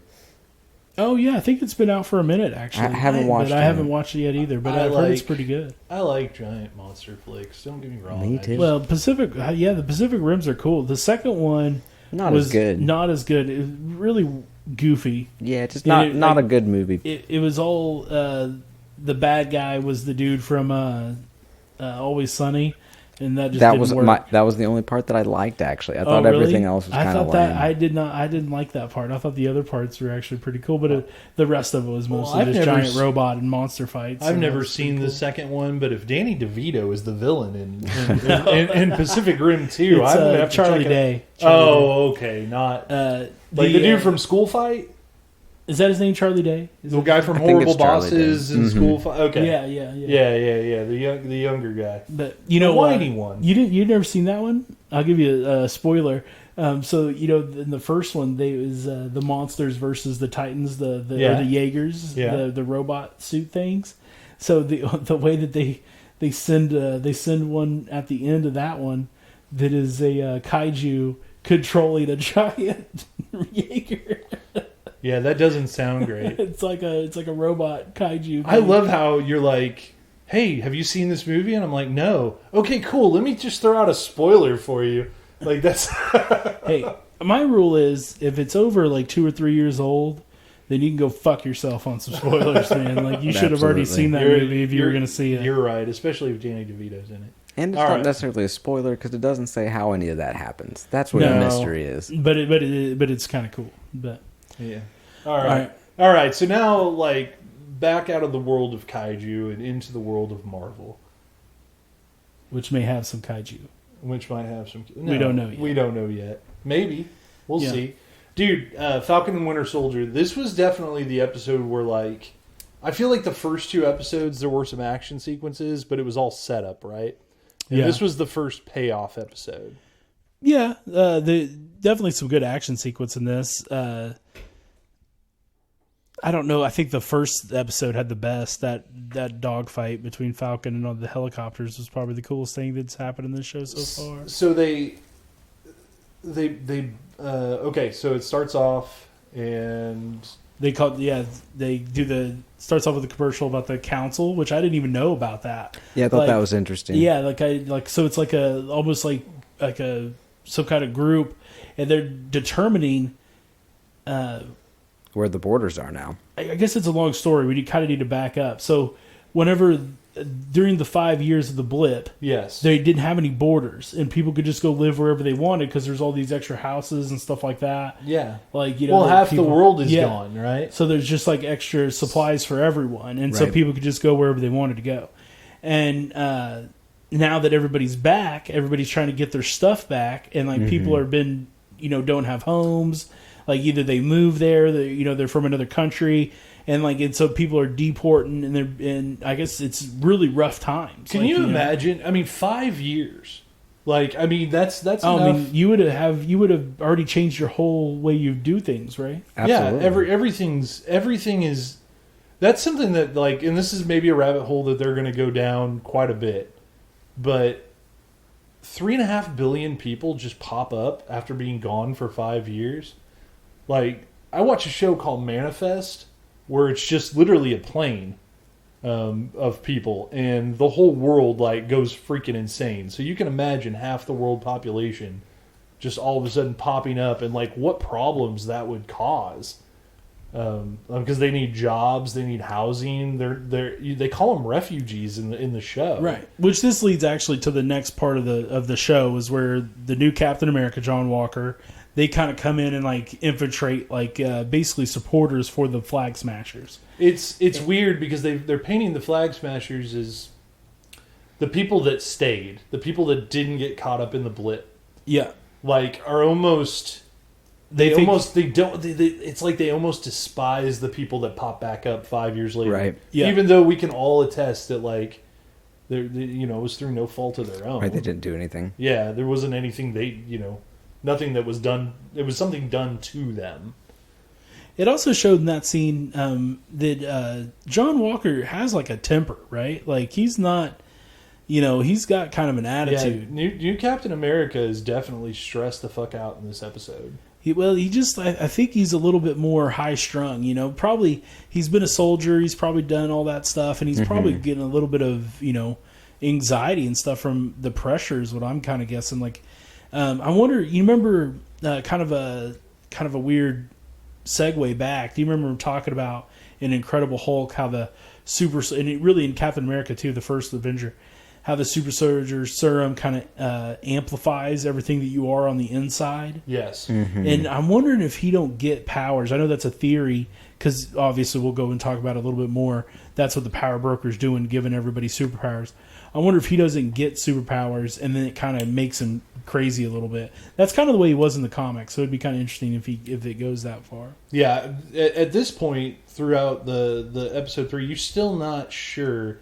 Like, you don't really... I don't know anybody that's watching the show that's like, I really like the new Captain America. Right. But you don't know what to think of him. I liked him at first. I thought he was all right, but I guess it's because I've been with like Falcon and Winter Soldier that I kind of trusted their opinions, and so they didn't like him. I kind of didn't like him either. Yeah, but yeah, like I don't know. He seemed all right though. At first, I was like, oh, he's kind of cool. Maybe he'll prove himself. As something. But so the more it goes on, though, I don't think he is. I think he's got a little bit more of a holier than now attitude. Like he was chosen to do this because he's a badass type thing, and a little illusion of grandeur. So Right. just in case there wasn't enough comedy relief for the back and forth of Bucky and Sam, they break Zemo out of jail. They break Zemo out of jail. Which, by the way, how easy was it to break Zemo out of jail? Man, he just walked the fuck out. But Bucky's highly trained at figuring out all of that. That's beyond highly fucking trained. No. Like, he didn't even crack. Like, he went in there, walked out, and then met up with Zemo. Like they had no idea. Like, I don't even know if they even realized that Zemo was gone for a couple days. Winter Soldier channeled his inner Taskmaster. Right, he's thinking 14 steps ahead. If anything, you'd think it kind of reminded me like Sherlock Holmes, where he where he'd slow down and he'd see every possible scenario. Right. Well, they've talked about how the Winter Soldiers, they could send 4 or 5 of them and they could go destabilize an entire country over a weekend, and that's 4 of them. Yeah. So one of them could break Zemo out of jail, and it's not like he's in this maximum. Yes, it's a maximum security prison, but it's just a random prison in Munich, Germany. Right. That's true. It's not an American. It's not an American prison where they have guns. I don't know if guns have anything to do with it. I was like, man. But they actually say that he's a baron and he's rich. He's he gets on a private jet. He's all got set up. Got a butler. He's like, oh, I'm a baron. I'm super wealthy. Like, what do you want to? I do really like Baron Zemo. I like a lot of the things that he is kind of stands for. He doesn't play off super rich in Age of Ultron though. No. Well, they don't talk about it at all. It's definitely a MacGuffin device that they made him rich so that he could have all these contacts. Yeah, it kind of makes sense though, since he had all the. He's a baron and he had a lot of Sokovia. He had a lot of resources, and when you have a lot of resources, you obviously have a lot of money, right? He had he set off that EMP to turn off the power. He was able to do all those things. That obviously costs a pretty good penny. He ain't gonna be that broke. I can tell you that. He was in charge of a death squad, Sokovian, Sokovian death squad. He was really just he was a special forces guy, and you kind of wonder why did a baron that had millions upon millions of dollars decide to go the route of a military death squad as opposed to, I don't know, maybe it's like Israel hobnobbing with celebrities. Maybe it's a mandatory military type thing, and maybe you just kind of fit in. You know, where you have to do military no matter your wealth. It's definitely a hole that we have to fill in ourselves with that, but that's fine. But then it moves on and it shows kind of the Flag Smashers, more their kind of their motives on why they're doing stuff and stuff like that. And they're a lot more sympathetic. Well, I think it's just people are just really down and out after the blip. People are tons of people are homeless, tons of people are, like out of the country where they're supposed to be at, and like they basically set up a whole future, and then it took 5 years for them to build it, and then they basically just got it wiped away overnight. So the Flag Smashers, I like the fact that you just said they're like sympathetic. Mm-hmm. Have they not painted the Flag Smashers, that whole group, as like maybe they're not the bad guys? Like if everywhere they go, they seem to be running away from like this actual villain, the Power Broker, and then everyone seems to love them. The Power Broker definitely seems to be like the bad guy of the group.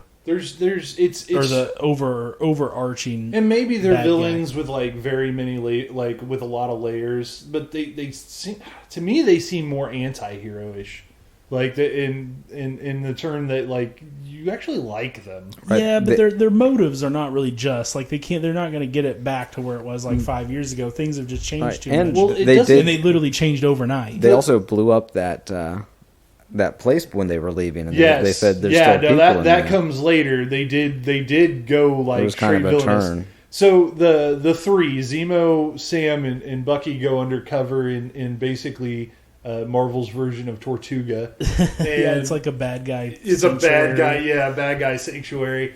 And where did they say is that? What is the Madripoor? It's a famous like comic book location. It is. Wolverine goes to Madripoor. Do you guys think it's funny? They dress Sam up like this Maverick, quote unquote, like smiling tiger, right? Mm-hmm. And they show a picture of smiling tiger, and I am almost positive that is a picture of Anthony Mackie, not Anthony Mackie. Well, no, Anthony Mackie. Yeah. It's just a picture of him in real life wearing a ridiculously like over the top suit. Maybe I didn't.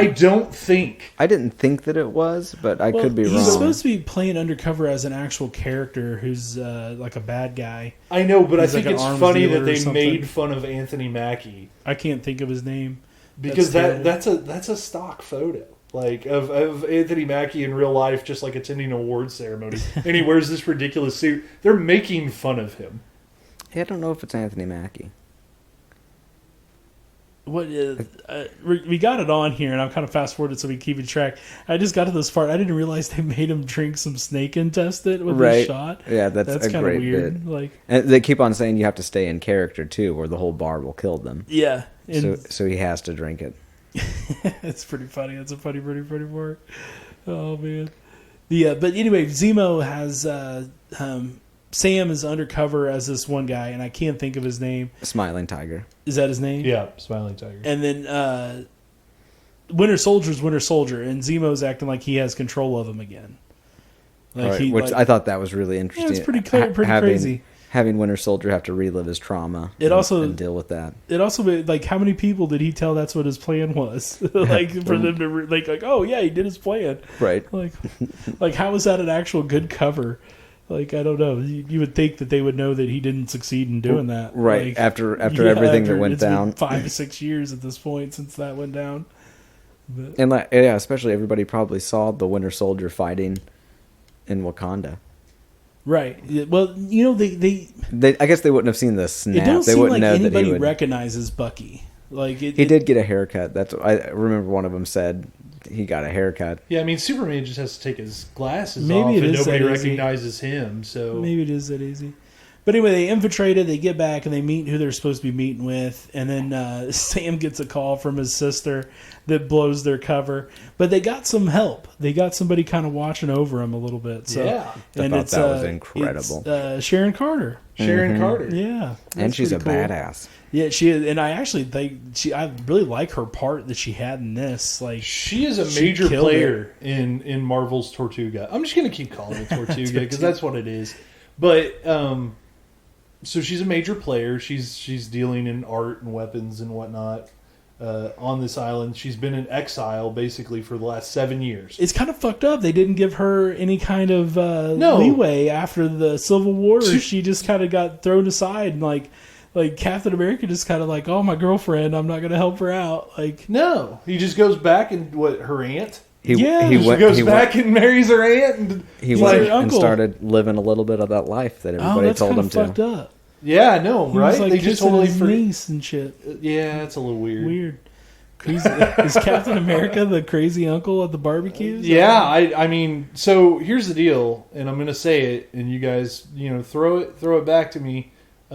She's totally the power broker, right?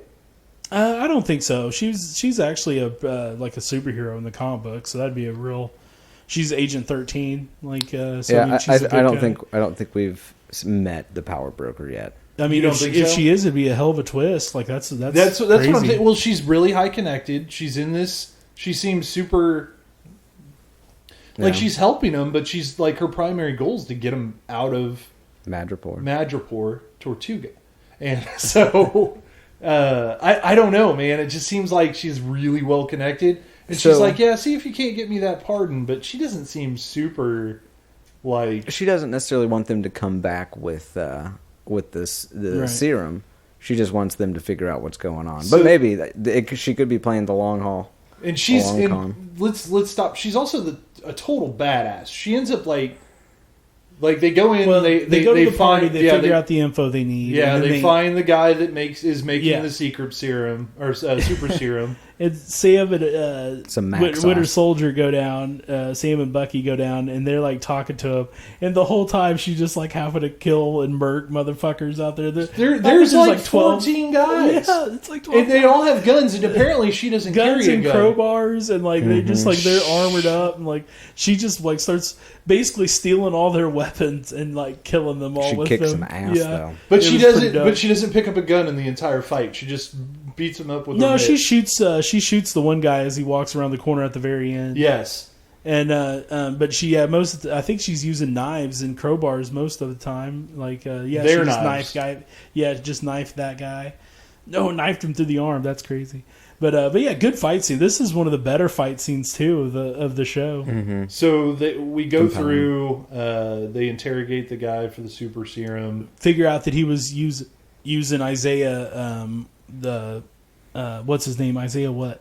I can't think of his Yeah, I name. can't remember his I last can't name. remember his name either, but he was Captain America during the Korean Yeah. War.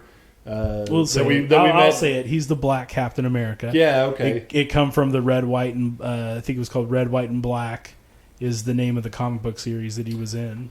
So they find out about that. They blow up.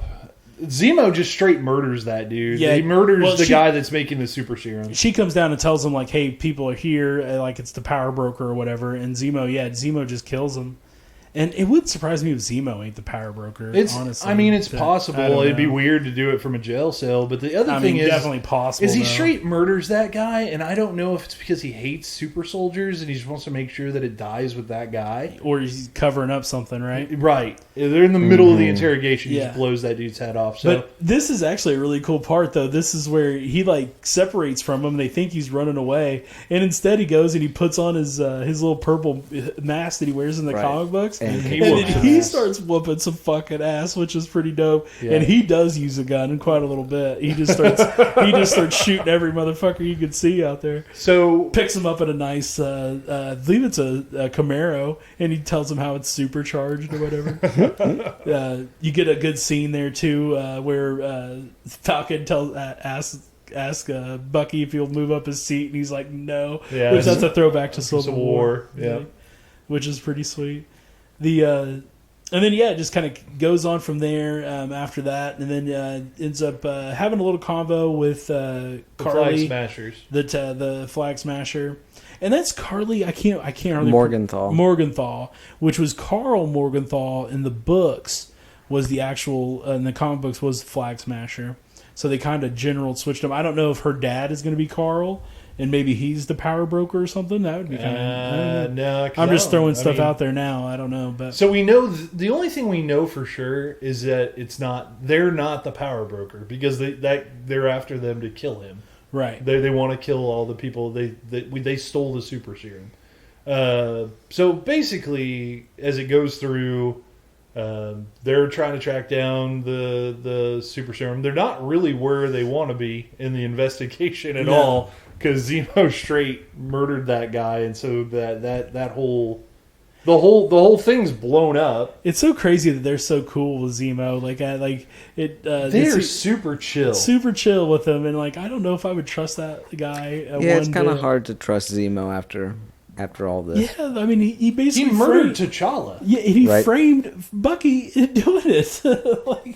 I think fucked up situation. I think Bucky understands that it's like, oh, it's just the cost of doing business. Means It was to an end. Yeah, it was nothing personal against me. I was just there. Well, he's probably thinking like, this is not the worst thing that's happened That's to me. also the damn truth. So and you get more into like Buck's still kind of upset with Falcon on giving up the shield and kind of the way they're going about the whole thing, and like I really like the dialogue between them. Like I like he talks about how he would have kept it and he would have been Captain America. Yeah, I like that Bucky said that I'll go take it from him myself if you don't want to. Yeah, and I'll be Captain America. Like I thought that was pretty cool. So then it goes on and it goes to where the back to the Flag Smashers.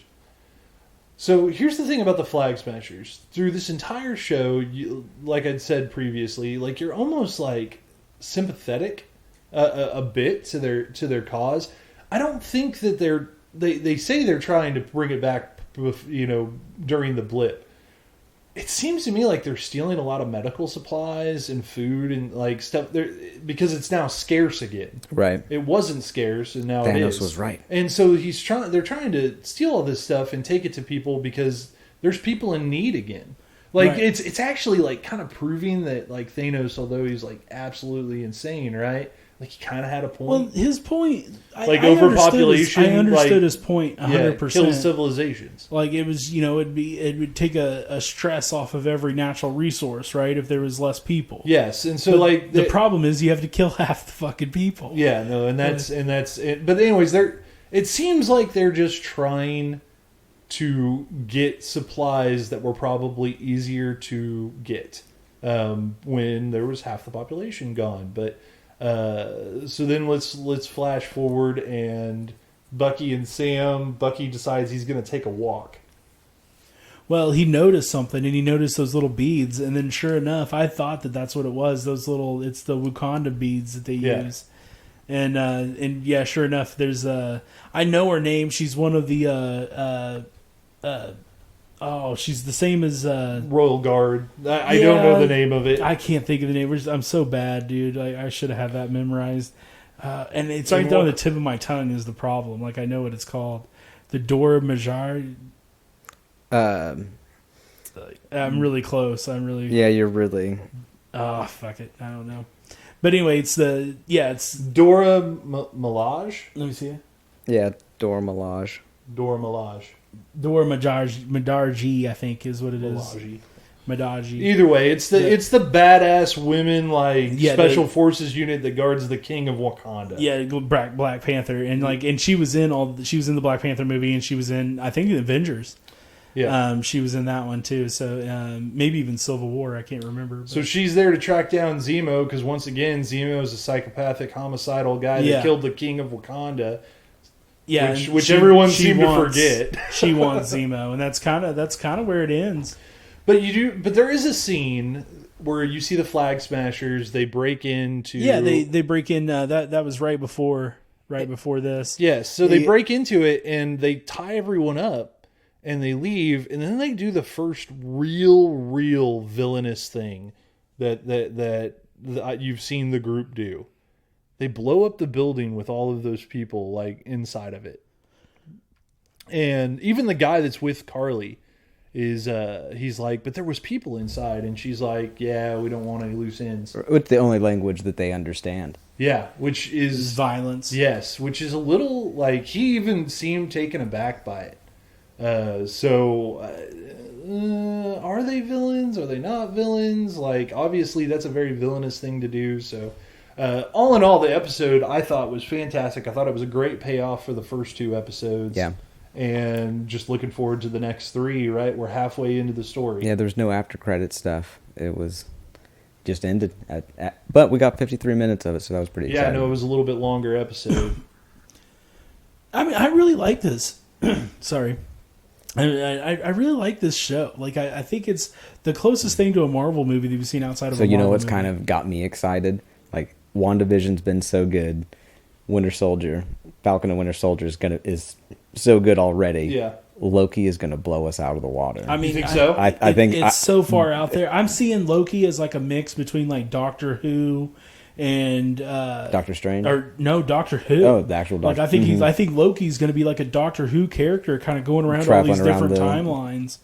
And I don't know. I'm pretty stoked about it. Too. I think with them waiting for it to come out so far away, I think that it's really going to knock our socks and off. Owen Wilson is in it, and like that's pretty dope. So as much as I did really like the Marvel shows that were on Netflix, especially Daredevil, Jessica Jones. Jessica Jones was probably the best one. It was. Maybe it was because I was the most surprised. With all those being said, like with 1.5 episodes into the Disney Plus Marvel catalog, have they already surpassed those shows? Yes, Yeah, yeah, at 100. I mean, they're just better. They're better Like, quality. is the best season, like the first season of Daredevil, or the first season of Jessica Jones, which may have been the best seasons of all of those shows combined. Like Tyler just said, quality alone. You can take the entire first season of Daredevil, which was incredible, and the first episode of WandaVision is still better than that entire season. Even the black and white one when you didn't Yeah. know what the hell Even was even going that on. black and white one that I didn't know was going on. that's And a then fair- same, no, that's same a thing fair with, assessment. with Falcon and Winter Soldier. That's The a fair first episode assessment. alone is better than the entire biggest season. difference is the dialogue and the pacing.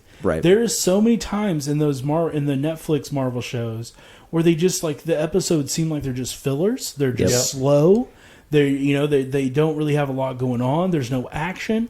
You don't get that in any of these Marvel shows. There's always something going on. There's always something crazy. There's always some crazy effects or crazy action. And it's I think the writing is the big thing. It's just so much better written and put together. it takes place in a big universe that you know about. Whereas the Netflix shows, They did, but you didn't all feel they did, it. all you got was mentions. you didn't feel that it was taking place. Yeah, you got like a little mention here of the stuff that happened in Avengers, and you got a little mention here of Doctor Strange or She-Hulk. I think they mentioned her. One I mean, they time. built a universe, right? I mean, there was cameos across shows, and then of course the epitome was the one season they did of Defenders. Which Defenders was good. Yeah, it was. And all those shows were good. Like every season was good. Like I mean, and at the time, I think they were good. But it just like they just upped their game as it just went on. No, I agree with And you. And I think it has to do with the pacing. I like the Daredevil especially, and the Punisher. The Punisher series, I thought it was great.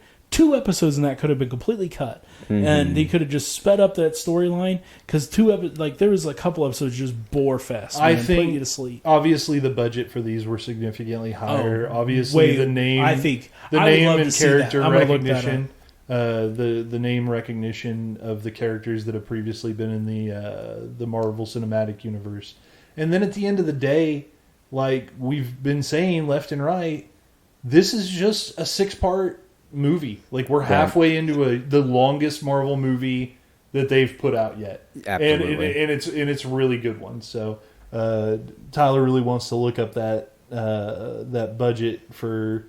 I mean, we can already agree that. Yeah, the I budget bet was I'm just significantly curious lower. on how. I bet Netflix shows it was maybe $1 million per episode, and I would say these Disney ones are close to the 10, if not like almost 50 million. just the explosions, right, And like, everything that's like salaries alone for those actors. yeah, no, that's per probably true. episode. They're probably paying Anthony Mackie as much as it costs It to might put pay- one show out. I feel like Game of Thrones was the most expensive episodes, and I feel like they got to like 300 million on one of their episodes. That's insane. They got 40 million, 200 million for 3 series. To produce 3 series is what they got. 200 million. Netflix? About 40 million for each one. Yeah, And the that was Netflix, right? yeah. Okay. Okay. So that's 40 million an episode. Yeah. That's a And whole then, bunch. Let's see It's what way more than I thought. Yeah, but still, like this is probably significantly What's the higher. like? We'll do the budget. Just for do the budget for Falcon and Winter Soldier. Falcon Winter Soldier. Okay. Yeah, it has to be 100 million an episode. I'm then. really excited about. What Well, is it? that was 40 million to do the whole series. Yes. Okay, there you go. I was really So all of this, you guys talk about Loki, and then there's a Hawkeye show. Isn't there like Armored Wars? Yeah, they got 25 per episode. So 25 million. Yes, 25 million per episode. So they got. So what is that? That's 150 million for the for this 6-part series. Whereas and they got 40 million to do 10 episodes. Yep. Of yeah, Daredevil. 4 million an episode. So yeah, it's about a sixth. Like that. That just proves why they went more of the dramatic, kind of route and stuff. Which it kind of fits if you look into the comic books. Those characters are kind of a little bit more, dirty and gritty and stuff like that. So it kind of fits a little bit. And it's an episodic TV show that, like, I mean, I'm sure Netflix thought they were going to do like 8 seasons of Daredevil. They didn't know. I think that Netflix kind of knew that they weren't going to do that many. They just want to do like 3 or 4 seasons. I think. I'm sure when they did Defenders that they didn't think that was going to be the only season of Defenders that they ever did. I think so. It wouldn't surprise me at all if they didn't think that, because they didn't seem like they were really planning that much. You know what I mean? Ahead. So like that's what makes me think that they kind of knew that they had this contract, they were going to fulfill it. And they just kind of wanted to jump on that success of the Avengers and stuff like that. And maybe if they left a cliffhanger, they could get enough audience members that enjoyed it, and they could maybe make another. Yeah. All right. Well, that was the show, and that was Week in Geek. Well, I got a couple of things here. Hold on. Okay, never mind. Tyler's got other things. First one, I want to shout out my buddy Moose. You're absolutely right about the Snyder thing, and also I still think that could end up coming back. They've already said that Ben Affleck is going to be in that Flash movie with what's his name? With Ezra. Ezra, yeah. And so I think that there's a possibility that still lives on. Zack Snyder might get the last laugh on Warner Bros. It kind of gave it the jump that it needed to really be with. Might have given a defibrillator. They may have taken enough time to actually have a plan with what they're doing, and I get the defibrillator. Right, to get Kong back up so he can kick Godzilla's ass. So you think this was the plan all along? No. Like, all right, guys, let's get Joss Whedon. Let's put out a crappy Justice League movie. Definitely wasn't the plan all along. But they, I think that, like I said, I think Warner Brothers wants to make money, and I think that they think that they can make money with the Snyderverse, and so they're going to try to put it back together.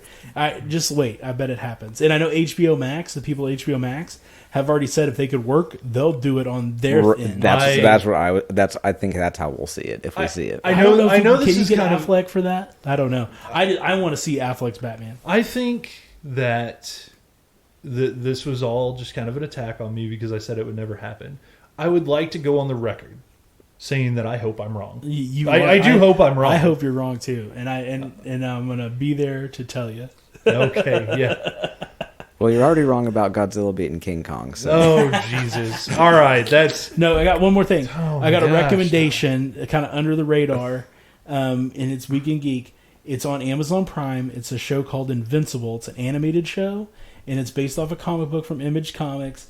It's fucking awesome, and it'll blow your fucking socks off. All you got to do is watch the first episode, and I think you'll be hooked because you won't see it coming. You won't see the end of it coming. That's fair enough. I'll have to check it out. I'll watch it. We'll report back to you next week. Is it kid friendly? Absolutely not. Okay. Yeah. Check. So that's the Week in Geek. Are we done with this episode? Absolutely, guys. Have I kept everybody? Yeah, I keep trying to end the episode, and you're like, no, I got something else. Hey, well, you kept trying to cut me short here, okay? I'm sorry, Tyler. I'm sorry. I only get this one time a week to do the podcast. I got to make sure I tell everybody everything I want to tell. I'm just here so I don't get fined. All right, so this has been Critically Unacclaimed, episode 14. Where can you find us at, Brandon? You can find us at Critically Unacclaimed on Facebook. You can find us at Unacclaimed Pod on Twitter. And you can still find us at thecriticallyacclaimedpodcast.com at least for another 3 weeks. For now. You can also check this out on Pandora. You can check it out on Spotify. You can check it out on Podbean. Podbean does all our hosts. Props to Podbean. And possibly YouTube. You never know. Yeah, YouTube will pop up. Hey, thanks a lot, guys. We appreciate you listening. Critically Unacclaimed. Straight from the mud like Peace Ruby. out. Straight to the stage, they love me. I understand they hungry, but please don't hate, that's ugly. I've been sliding, shaking, moving. I've been popping in my city. Shawty say she love the way we do it with me. I be too turned up to ever give a fuck. I ain't come to argue, let a nigga fuck. They been talking pennies, I need bigger bucks. About to catch a flight, I need to switch it up. Got that black boy joy, might do my dance on him. Take no disrespect, might put my hands on him. Hit this chicken, now she wanna marry me. But she gon' need some closure and some therapy. Came back to the city with my bank account on F. Giving rappers hell, I know they happy that I left. Hit the south in winter, I just put down my deposit. 82 degrees, I left that jacket in my closet. Bill, I'm in the mood for a switch up. I hit the function, hit the rose till I hiccup. I hit the stage and leave with money that's a stick up. She picture perfect, so I told him I'ma flick up. Bill, I'm in the mood for a change up. I leave the city and return with my change up. They got amnesia, don't remember how they played us. They wanna knock me down, but somehow I just stay up. Hey, look, came in with the what's that?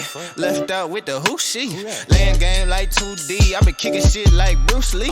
Margarita to the brim tip, black denim need a slim fit. Same people that I flex with be the ones that I'm in the gym with. I'm a living legend, you a dead cause, and I'm dead ass. No, I'm dead, right? Leaving early, but I'm here night. Long and short to keep the head right. Teed up out in Malibu, got sand all in my good shoes. Press a nigga with the pessimism, but I only came for the good news. I am the show that they came for, hitting the target I aim for. We been discussing the contract, just telling they get what they paid for. I am not fucking with poverty, really it started to bother me. I need the yacht with the property, they come with the view that you gotta see. Came up from the basement, hit the rooftop with a passion. Bad bitch with some good credit and a good sense for the fashion. Dope blowing with the left hand, ass gripping with the right hand. Uber share to the airport, I'ma hit you back when my flight Bill, I'm land. in the mood for a switch up. I hit the function, hit the rose till I hiccup. I hit the stage and leave with money that's a stick up. She picture perfect, so I told him I'ma flick up. Bill, I'm in the